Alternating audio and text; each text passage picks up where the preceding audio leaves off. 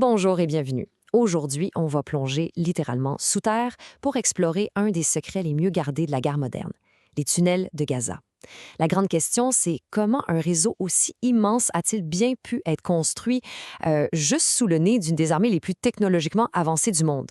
C'est ce qu'on va décortiquer ensemble, l'ingénierie et la stratégie derrière cette véritable ville souterraine. Pour vraiment comprendre l'ampleur de ce dont on parle, cette citation de l'expert militaire Nidal Abu Zaid, elle dit tout. Il y a un Gaza sous Gaza, ou même deux Gaza sous Gaza.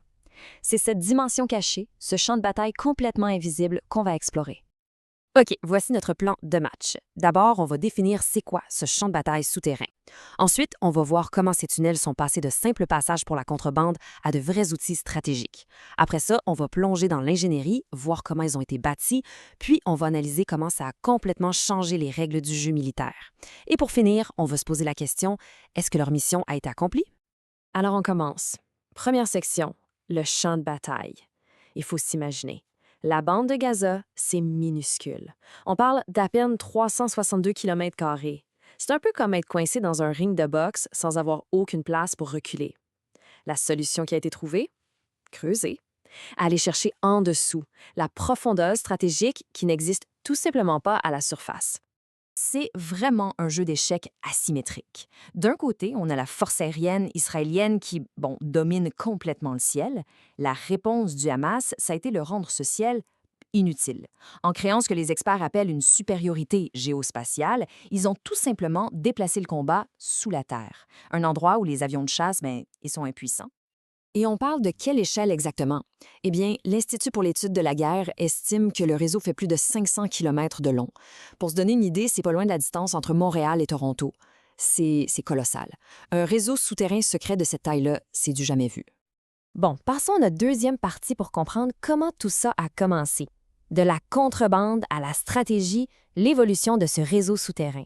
Parce que, au début, ces tunnels n'avaient pas du tout une vocation militaire. En fait, ça a commencé assez modestement en 2006.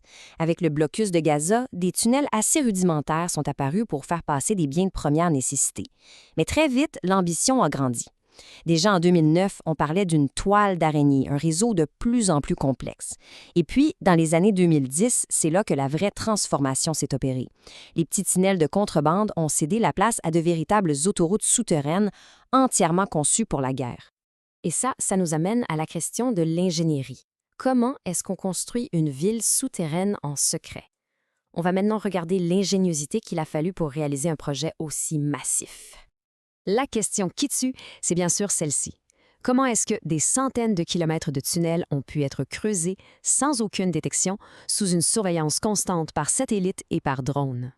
La réponse, elle tient en une méthode en 3 étapes, d'une simplicité qui est presque déroutante. Étape 1, tout commence à l'intérieur d'une maison privée, à l'abri des regards. Étape 2, le sable qui est excavé est entreposé temporairement dans la maison même. Et enfin, étape 3, ce sable est transporté très discrètement, en petite quantité, jusqu'à la côte pour y être dispersé. C'est vraiment l'exemple parfait d'une méthode low-tech qui déjoue la surveillance high-tech.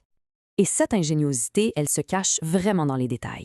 Le sol de Gaza est sablonneux, donc ça permettait de creuser sans grosse machinerie. Pour la ventilation, des aspirateurs modifiés faisaient le travail. Les tunnels étaient creusés juste assez profonds pour passer sous les capteurs israéliens. Et le secret ultime pour la sécurité, le travail était complètement compartimenté. De petites équipes isolées les unes des autres qui travaillaient sans jamais connaître le plan d'ensemble. Personne en fait ne détenait la carte complète du labyrinthe. On passe maintenant à la 4e section, parce qu'au-delà du béton et de la terre, ces tunnels ont carrément permis de réécrire les règles de la guerre. Voyons un peu comment ils ont changé la doctrine militaire elle-même. Ici, on a un autre exemple fascinant de ce choc des technologies. D'un côté, on a les drones, le piratage, l'intelligence artificielle israélien. De l'autre, la contre-mesure est d'une simplicité désarmante. Des vieux téléphones de campagne à fil et des messagers humains. Des méthodes qui datent d'un autre siècle, mais qui sont absolument impossibles à intercepter. Ça rend un appareil de renseignement de plusieurs milliards de dollars pratiquement aveugle. La clé de leur résilience, c'est cette structure en nœud de combat.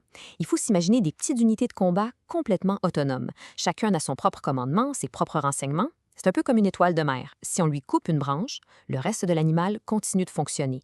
Une frappe sur un poste de commandement ne paralyse pas tout le réseau. Et cette organisation-là, elle permet une tactique vraiment clé, la tactique de la distance zéro. C'est une méthode d'attaque qui consiste à sortir d'un tunnel à moins de 10 mètres d'une cible. Pourquoi 10 mètres? Parce qu'à cette très courte distance, les systèmes de défense électronique super avancés, comme le système Trophy sur les chars, perdent leur efficacité.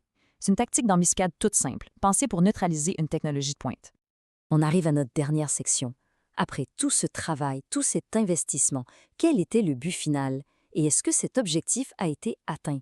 Regardons ce que les analystes en disent. Selon l'analyse de l'expert Nidal Abouzed, le réseau avait un but stratégique principal, permettre l'attaque du 7 octobre. De ce point de vue, une fois cette mission accomplie, l'objectif premier de toute cette infrastructure a été atteint. Donc, même si une partie du réseau est détruite aujourd'hui, sa réussite stratégique, selon cette analyse, elle reste intacte. Mais quel est l'état du réseau aujourd'hui concrètement?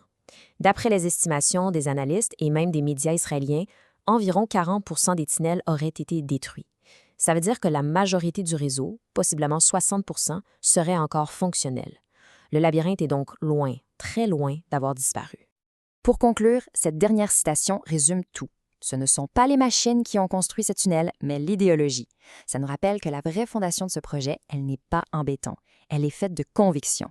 Et ça, c'est un matériau qui est beaucoup, beaucoup plus difficile à détruire. Ce qui nous laisse avec une question finale pour la route. On peut détruire les tunnels physiques, c'est un fait, mais est-ce qu'on peut vraiment effacer le savoir-faire, l'ingéniosité et surtout l'idéologie qui les ont créés? C'est peut-être ça la question la plus importante, et elle va rester bien après que les bombes auront cessé de tomber. Merci d'avoir été là.